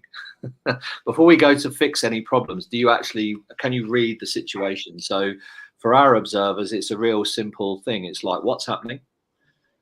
When's it happening? Where's it happening? And then we go for why. And it's only when we get the what, where, when piece, then we start talking about the why. Can you recognize what's going on here? Where is the flashpoint? When is it happening? What's causing it? And then you get to the why. Okay, let's talk about why, and then talk about some solutions or reinforcement after that. And we found that to be really, really useful for learners and for instructors, just to get that appreciation of what's happening, that what, where, when, why piece, without having to get, I totally get the assessment piece and the value of rubric, but in the moment, just step back, what's going on? Where's it happening? When's it happening? And let's have a debrief or a discussion about why, what's the cause? What do we think we can draw from that? And it's been an incredibly simple, but an incredibly useful piece for learners and instructors doing that. Well, I'd like to just build on what Lon said about that engagement piece, and knowing what's going to happen. So I was able to participate in the Ohio State Highway Patrol FAST program. So it's firearms, arrest, self-defense tactics. And they told you that you were going to be involved in a shooting. They told you you're going to be involved in a shooting. And the gun was a Beretta, and they had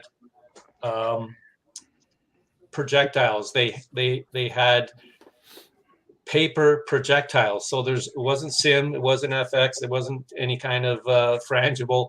It was spitballs, basically. And as a facilitator and as an instructor, you see things from different perspective for the learner. So, and I knew during this traffic stop, I was going to get shot at. And what happens? We know that your heart rate is exactly the same. It's elevated, even though it's not real. It's not a real scenario. It's not real, but it is real to that person. So how do we incorporate that to assist instructors to learn how to debrief things like that? Yeah, and I think we also need to keep in mind, like I'm a big believer in in keeping students in as well. I like doing that. I also think it's great positive stress that we put on the person going through the scenario.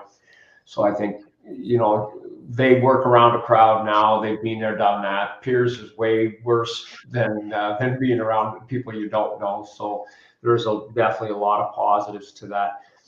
But going through repetitions of the training is only good if it's good training and good scenarios up front. So it actually can be a negative too. And so making sure that, movement is right and everything else. And so that we're making sure that the entire picture is what's sinking in with it. So.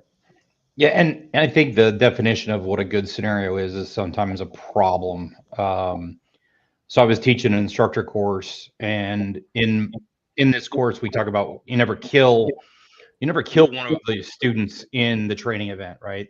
It just creates bad scars, blah, blah, blah. So I run this exercise where we bag drill or box drill them. As the bag or the box is coming off, they catch a Sims round right on the inner thigh from about 10 feet away. So literally before they can even see tag. So it stings and it hurts and it's horrible, right? Well, the drill is about ending the threat and getting your tourniquet on. So, I had somebody kind of pull over and go, "Hey, you're not supposed to kill anybody." I'm like, "You ain't dead. Shot ain't dead." I mean, reality is, in a law enforcement officer, your first time that you've been in a gunfight, statistically, you've been shot at or you've been hit. So just think of that as the go signal. You still got the rest of this to take care of. So they don't always understand what necessarily a good or a bad scenario is. Sometimes a good scenario is having to self-treat, having to self-extricate, to deal with the worst of the worst. And it sucks, but that's a good training event. Absolutely agree. Bad repetitions that we have. Well, absolutely agree. And the fact is, the objective is what was important in that, not the fact. And killing an officer, what we say is we don't allow the student themselves to determine when they're considered dead. So it's not a matter of us not telling them to turn around and we shoot them right away. They just aren't allowed to stop. If we're going to take them out of a scenario, the OIC will be the one that determines that, not the student. So, but having people turn around and like that shoot, the objective, putting that tourniquet on, love it. Yeah, I think we've all had people in training where even though they were given instruction and they were shot at and they were hit and they just stopped dead, right?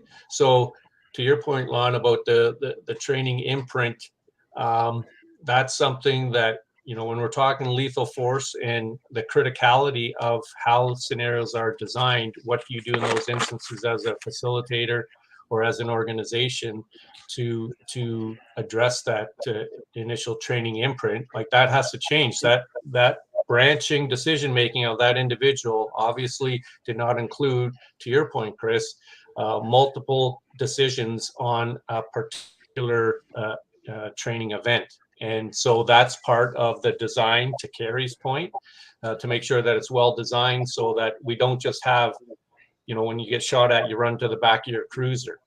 Okay, that's a great technique, a tactic, but you must go to proper cover to give them the ability to make decisions under those, and that's what Force Science does, and that's what VirTra does as well, making those decisions in those critical moments under stress.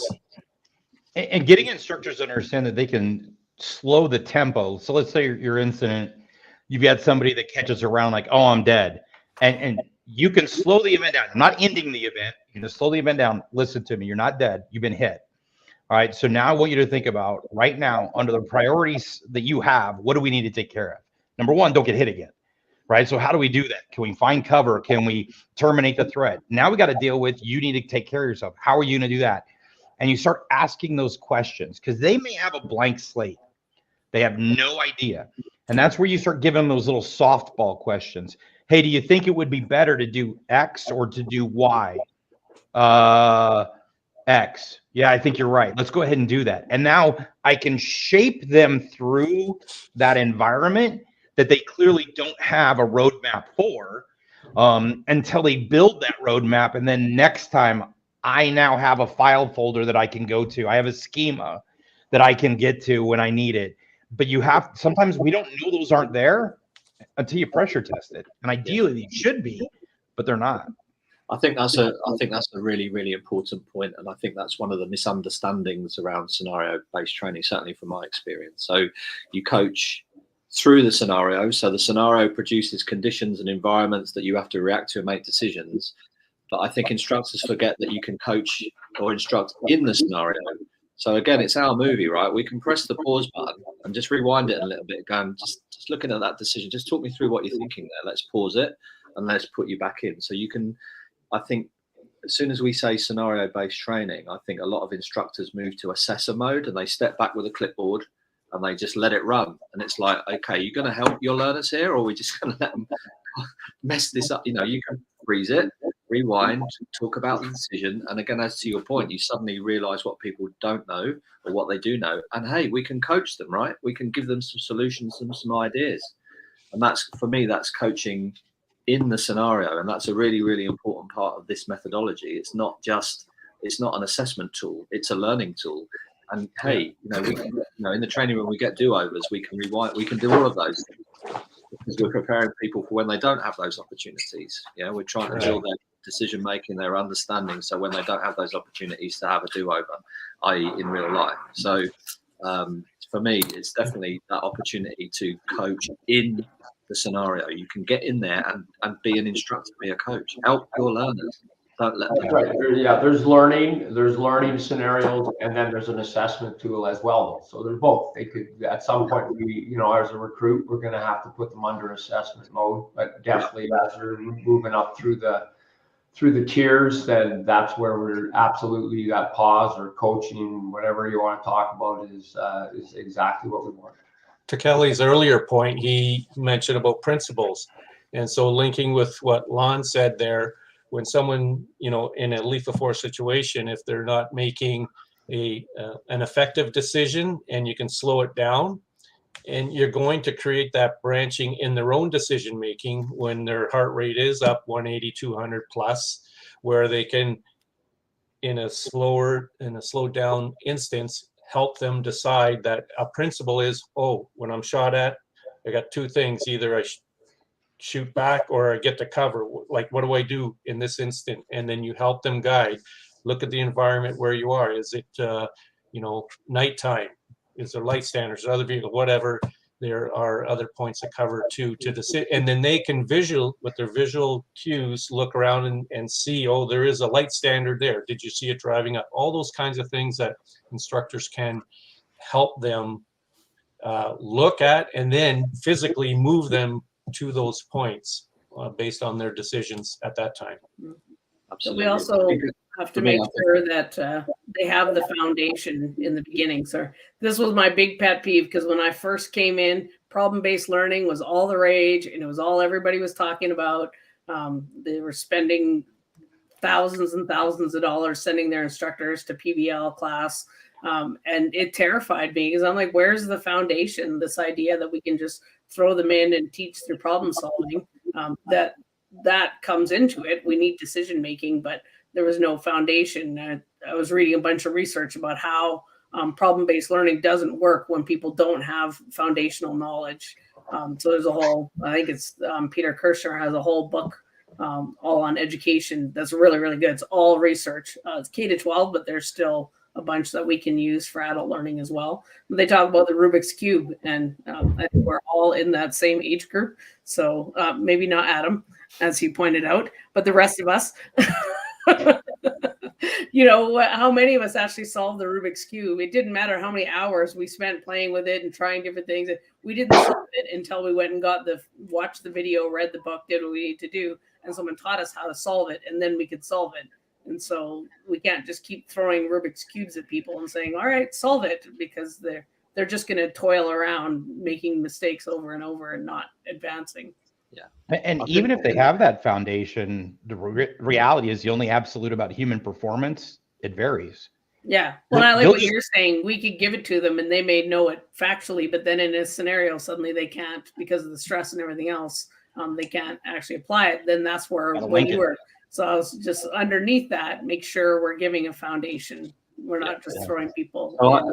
I think that's a really good point, and I think Paul Kirshner's work is really interesting. And he looks specifically at discovery learning and looks at the difference between novice learners and experienced learners and how that's the thing. But I think for me, a really important part of scenario-based training is, yes, the foundational knowledge is incredibly important, but I personally, and we don't front load that. So we'd always insert the knowledge when the learner needs it and recognizes the need. So you can run a very basic and very simple scenario. It's simply, you could have a novice officer who's gets to the point where, is there anything I can reasonably say and do to get you to do this? And the person says no. And it's like, okay, right, I have to put my hands on this person now. Okay, let's pause there. There's foundational knowledge here needed about your powers, but there's also foundational knowledge now about how you put your hands on somebody. And that's the point that you insert the knowledge. You don't pile knowledge up first without the learner understanding why and when they need it. So for me, I totally agree. The knowledge and understanding has to go in there. You can't just expect people to pull it out of the air if they've never seen it or don't understand it. But I think the crucial part for me around scenario-based training is when you insert it. when you insert it, and the recognition of I need to know this now, instructor, is incredibly powerful for learning, because they get that they don't know and they need that input from you, and suddenly you've really force multiplying the learning and passing the ownership of the learning to the learner. We know we're going to cover these foundational bits, but we'll insert them at the moment that people recognize the need that they need, they recognize the need for it. Right. Interesting. Now I'm sitting here learning. I bet you. See, I was going to 20 say years, there's because next I've to always nothing like front happening in the loaded. chat, and my guess is everybody's sitting there taking notes. You guys are just throwing knowledge bombs at people. I've always front loaded. Like, we would do an online module. We would teach like the techniques of interrogation. That these are all the techniques. This is what you do. Then we bring them in and we throw them into a scenario. But we front loaded something before we put them in. So no. I like You have Carrie explanation her scenario. distance. She's going to go down the rabbit hole now. So I've used explanation scenarios so that the learning occurs in context of the event as it unfolds. So the whole event, if it played out in real time, would be 3 minutes. But as you explain every piece and part and what this means and the context of that and how important this is and why your authority is tied to Arizona Revised Statutes, Title 13, blah, blah, blah, here or wherever you come from, you're actually placing it into that context. And I think you're right. Whether it's you wait till they're drawing the blank and they look at you with that, doe eye look, or you use it as an explanatory tool as you go, has huge value, because now it has context in relationship to other pieces and other parts that, start helping to bring it all together. Yeah. I mean, by definition, a police officer's life is integrated. There's nothing, they don't get anything front load. I mean, it just all happens at the same time. So it's how best we can recreate that in the training space. And it's been I used to front load. I mean, I've been there, I've done it that way, of course, and it all seemed to make sense until you kind of say, well, actually, it's not landing. Why is this not landing for the learners? Because they've got all this information, they've got all of this stuff, and yet they can't make the connection. And and if you do read Kirshner and Rosenshine's principles, one of that is about making sense of. So understanding and making sense of what the learners need to do is take that information, process it, and make sense of it for themselves. And if you time it, and again, this is really about the skill of the instructor again, isn't it? And it's about the timing of it. And if you time it well, and if you do it at the appropriate moment, you're really taking care of that, the learner processing and making sense of it for themselves. And again, great evidence around that, making the learning stick when you do that, really. So I gotta jump in here, guys. We're running out of time, and I want to be respectful of you guys. And I know it's kind of like, well, we could probably do this for another 18 hours until we all fall asleep. But I do want to be respectful of your time, and so I'm going to give us a chance to go back around the table one more time. You can give last thoughts. You can pose a question to the people that are watching this. If you folks are watching this and you were trying to take notes, don't worry. You can go back and rewatch this right after we're done. You can go back and rewatch it. I know I will be. And one of the things I'll be doing, and obviously I haven't cleared this with the team here on the panel yet, but we're going to get a list of resources together, all of the different things that were referenced. We'll put something together and get that out to everybody here who's watching it if you are interested, because it's great to talk about it, but if we don't point you in the right direction, then we're not getting anywhere. So let's go around the table one more time and get your thoughts on the conversation today. So Chris, why don't we start with you, brother? Thanks. Drop me in it. Yeah. Well, I think it's been I think we've covered a whole range of topics, and I think we've covered a lot of the pressing issues that are required for the future of instructor training. I think we've identified some of the areas of where training is at now. I think we've identified stuff that we could do pretty much immediately, and also cast forward onto future trainer development. And I think it's, for me, and again, it's a little bit of a culture change, really, is to recognize the instructor, trainer, coach as a professional. And I think a lot of the curriculum, a lot of the way that we design training actually de-skills trainers, instructors, whereas actually, my agenda is to reskill them, make them professional, make them good decision makers, within their own training so that they're able to create excellent decision makers with the officers that they're working with. I appreciate it, brother. Great insight there. Kelly. Well, I don't have a lot to say. I will say this. I go to a lot of different places, and I am far more encouraged by the instructors and the instructing that is being done right now than in 1988 when I started as a police officer. And I think, you know, we just got to keep stretching that and stretching it with our ability to learn as instructors, and also recognize the value of student debriefs and everything else in regards to, you know, how we or myself as an older officer can stay up with some of the younger generation and how the different methods in which they learn and so on and so forth. But I would just end with, I am encouraged with the vast majority of the instructors and how they are pushing the limits on what they have with, and I think it's been a great job is what's going on out there. Absolutely. Our last minute edition. Carrie, any thoughts? Very loud, totally unprepared. So I just came to watch and suddenly ended up here. So I don't obviously have anything prepared, but I think this conversation shows how complex this really is. And this is the part that most people that come into this think, oh, I attended training, I know stuff, I can teach it. But here you have a group of people, a few of us have, most of us have years and years of education and experience in this, and we're still sitting here discussing this and learning as it's happening, because everything's evolving and our knowledge is always evolving. So this is really complex. So it's certainly, if you're going to be in instruction and design, you have to be in it for the long haul and always be open to learning and changing your mind based on research and discussions like this. So this was extremely useful for me, even though I ended up being in it instead of watching it, but it was good. I like how you said all of us here have years of experience, and then you caught yourself, and then you're like, oh yeah, Adam's here. Most of us here. That was hilarious. I appreciate that. Actually, I was going to talk about the education part, but then I wasn't sure what everybody's like. I know Peter's, and Chris talked about his. I don't know everybody else's, how many years, but I know I spent 9 years in university studying adult learning, and I'm sure everybody else has. So I sit around and chew crayons when I listen to you guys talk. That's where I'm at. Peter, thoughts? You're muted, brother. Oh, we made it. We went 2 hours, dude. Oh, sorry about that. Because this topic is the future of, I'll say, police facilitator development as opposed to just instructor in development, I just want to leave everybody listening with 7 areas.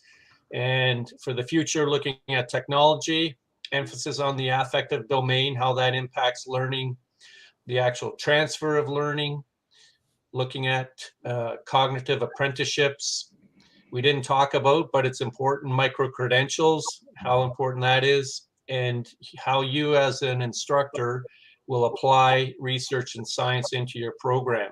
And the last area, the 7th area, which I think is important, is going forward, is personal analytics and how that actually informs our curriculum design for instructor or facilitator of police learning curriculum.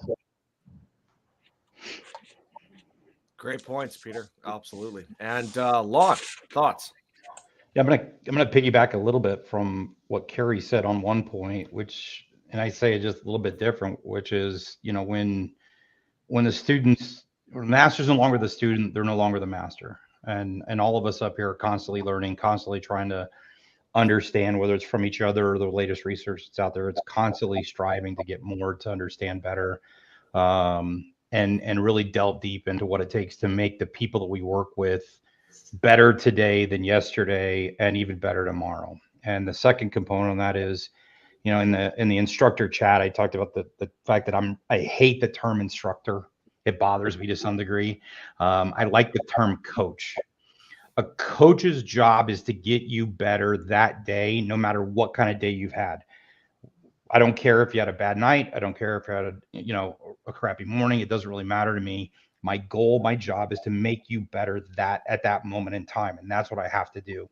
We know that human performance is always going to vary. So if we look at it from that perspective, we take into account people's ebb and flow, and we're always working with them. Instructor seems to be very limited. Once I've hit this point, that's all I got to worry about. I don't have to worry about any more than that. And that's not the attitude that your great trainers have. I think your great trainers really have that coach's heart, and they want to see better for the people that they work with every single time. Absolutely. You could go back to the very first session that you did for the 2020 ILET Summit when we first rolled it out, and that was a big part of the conversation, right? Yeah. My message hasn't changed. No, you one trick pony with you. Hey, so what I'm going to do here, if I can just ask the panelists to hang around for a quick AAR as soon as we kill the live feed, that would be great. And I'm just going to say a quick goodbye to everybody here. I just want to say thank you to you if you're sitting here and you've sat through the whole time with us and you've invested in yourself, invested in your learning. That's what we're here to do. If you have any questions at all, please feel free to reach out to me, the team at ILET. I'm sure the instructors here, we're going to have their contact information made available in some way, shape, or form. Or if not, you can always get a hold of them through me as well. I do want to say huge thank you to our friends over at VirTra. Obviously, Lon Bartel, but the entire team at VirTra, they're really leading the way, and couldn't thank them enough for sponsoring the summit this year. And I also want to talk about instructor development. This conversation that we're having online, I'm going to be hosting a panel on the same topic live at the ILETA conference in St. Louis in March. Lon will be on that panel. Carrie's going to be there, so she's probably going to want to jump in as well. The idea is continuing the conversation, always continuing the conversation. So if you can join us there, that would be great. If you need that information, let me know and we'll get that off to you as well. Tomorrow, we are running a live panel, the last one for the week, on current events and future concerns in policing. It is going to be a great conversation. We have panelists from all over the world, just like we do today. And we are also going to be announcing our Instructor of the Year for 2022. So make sure you tune in for that. Last housekeeping points before I let you go. If you haven't already signed up for the raffle for the free giveaway of $10,000 plus worth of training and equipment from the ILET Summit, make sure you do that. And also, we have our I Got Your Six program going on with Blue Help. I've said this before, and I'll say it again. Every single cent that we get from this campaign goes to mental health for officers and their families. You just happen to get a sweet shirt and patch out of the deal. So make sure to check that out, and we'll put links below the video here. Thank you, guys, everybody. Thank you to the speakers. Thank you to the people here watching this, and hopefully you can join us tomorrow. Thanks for being a part of the ILET Summit, and we'll see you next time.